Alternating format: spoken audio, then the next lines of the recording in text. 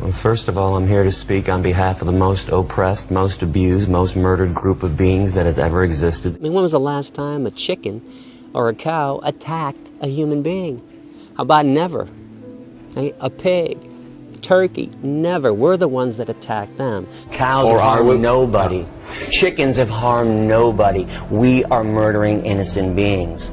We send them to slaughterhouses. They know what's going on. They're aware. They're conscious. They smell death and fear and blood in the air. We cut them up into pieces. The animals are not willing participants. We're teaching them that it's okay to disregard animal life, that human life is more sacred than animals, when every creature on this planet values their life just like humans value their life. We all suffer in the same way.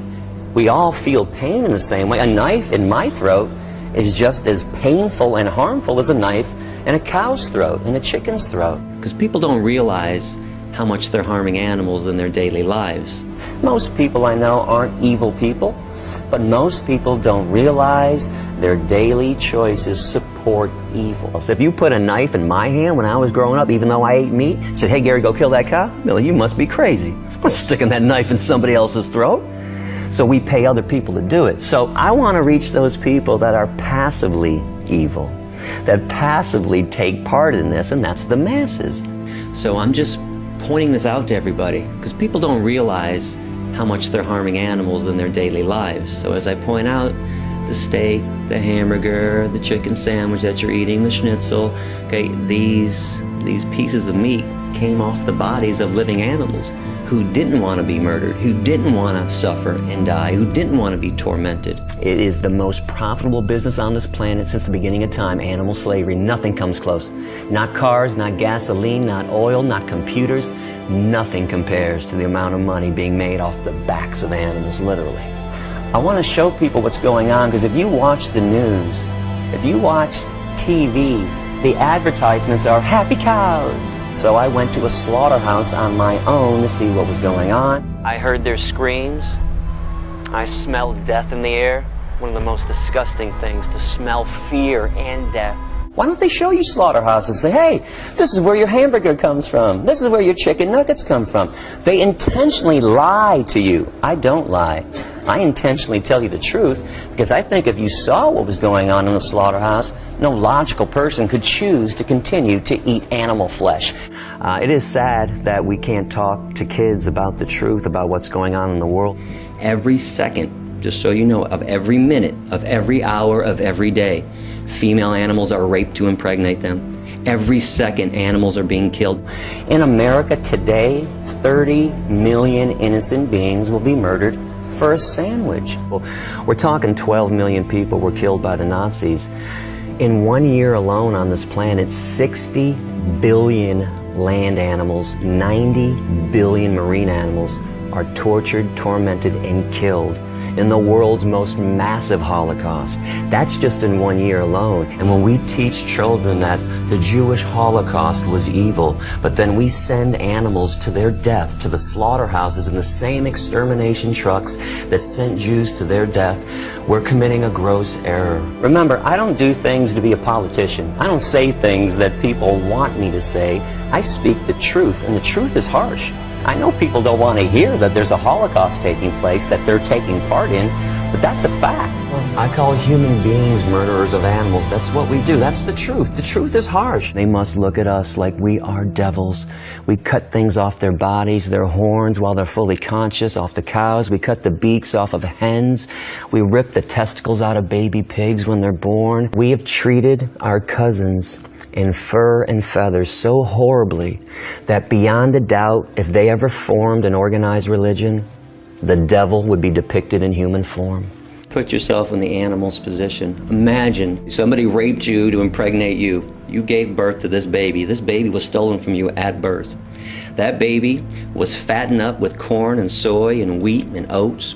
That baby was put on a concentration camp truck, sent to a slaughterhouse, hung upside down, fully conscious in front of all of her own species, screaming, terrified, in fear, knife shoved into, her throat, cut up into pieces. Where's the justification for this? This is why vegans get so militant, because I don't want to be a two-legged devil. to the animals or to anybody. No injustice can live forever. Sadly, injustice can live for hundreds or even thousands of years, but no lie can last forever, and people are becoming aware. Change is slow. It took 400 years to convince white people in America not to own blacks. You can see why this is taking so long. I speak against speciesism in the same way Nelson Mandela spoke against racism. We live on a planet that murders animals, a speciesistic planet. Understand, like a racist who thinks that their race is better than another race. Speciesists think that the human species is superior to animals, and we have the right to harm and kill any species we choose. Where do humans get off owning and controlling living beings? Do you know that if you took humans off this planet, the extinction of humans would benefit everything that exists, the animals, the forest, the air, the water, the mountains?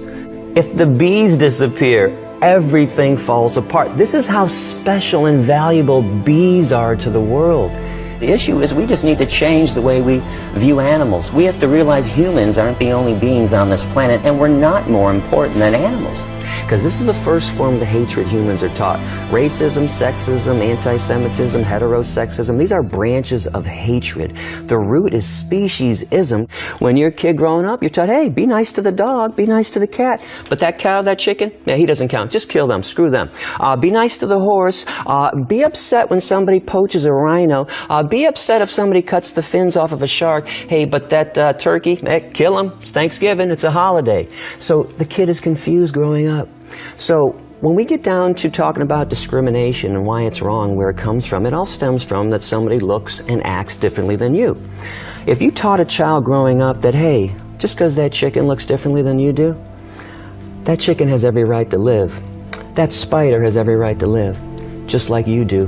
How is that child going to grow up and look at a different person who's a different size, shape, and color? How is that kid going to look at that person in hatred, with violence? Speciesism, by eradicating that, we can bring peace to this planet. You said my steak, I'm very big on language. That steak was never yours. Okay, that steak is a euphemism, by the way. That's cow flesh. That flesh belonged to another living being. So we always want to say leather when it's cow skin. Even the terms bacon. What's bacon? You mean pig flesh? 75% of the animals on this planet are herbivores. Of course. But why do we try to justify human behavior based on lion behavior or shark behavior? Notice you have clothes on. And I notice that you have a cell phone and you have a computer. It is unfair to pick one thing that lions do that you want to mimic when you don't want to mimic anything else they do. You notice that convenient argument? We just want to do what the lions do when they eat antelope. You put a 2-year-old child in a crib with a bunny rabbit and an apple? Let me know when the child eats the bunny rabbit and plays with the apple. We are purely herbivorous. We have no carnivorous or omnivorous instincts whatsoever. It's an unfair comparison. You're not a lion, and just so you know, lions are carnivores. Humans are not. We are herbivores, 100% up and down, physiologically. If your jaw moves from side to side in a grinding motion and you chew, you're 100% herbivore. If you were a meat eater like a lion, your jaw would only go like this, up and down, rip and swallow. If you sweat through your pores to cool yourself, you're herbivore. See, the problem that I have is when people lie about why they harm animals, that animals don't think, that they can't feel, that they're not smart, that I need my protein, that we can do it in a humane way.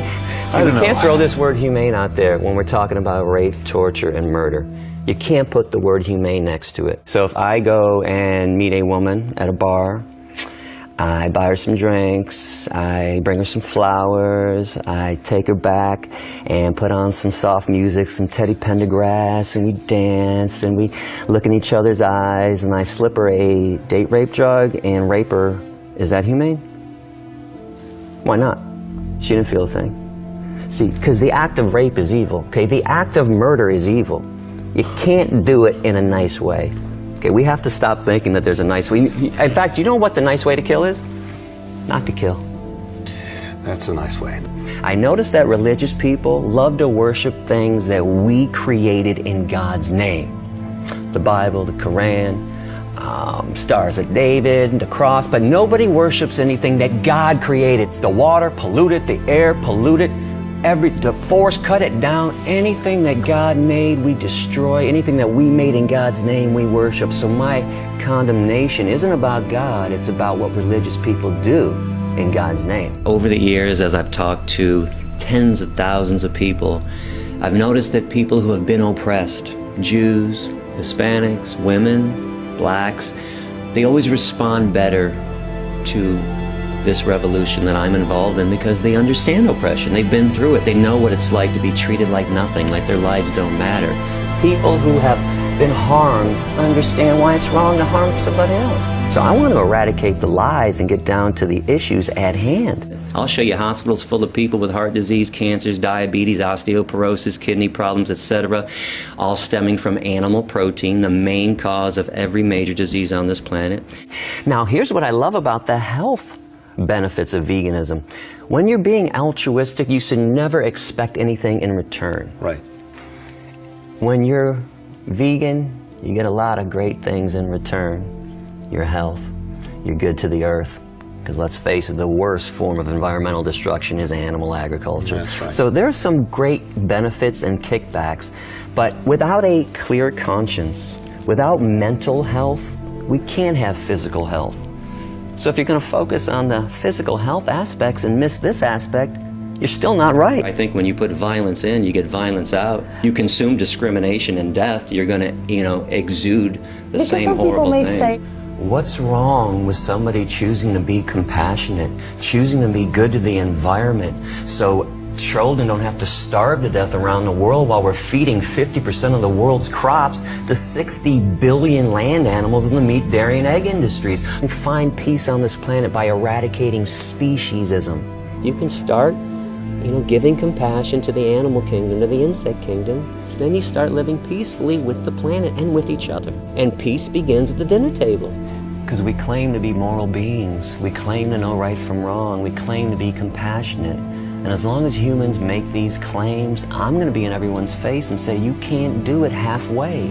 The path to peace is through veganism. So it's logical to want to be vegan, to want to reduce and eliminate pain and suffering. Once I point it out to people, most people, sane people, logical people, make that next step. It's thrilling to know that people are paying attention and making massive change. And as we go back in time and look at all the other people that we adore now, collectively, we all agree, Gandhi and Dr. Martin Luther King and all these people, Rosa Parks and Cesar Chavez, they were not loved during their time.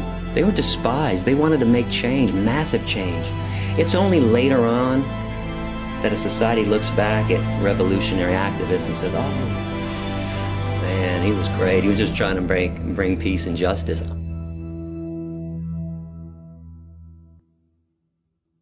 This stuff has to stop.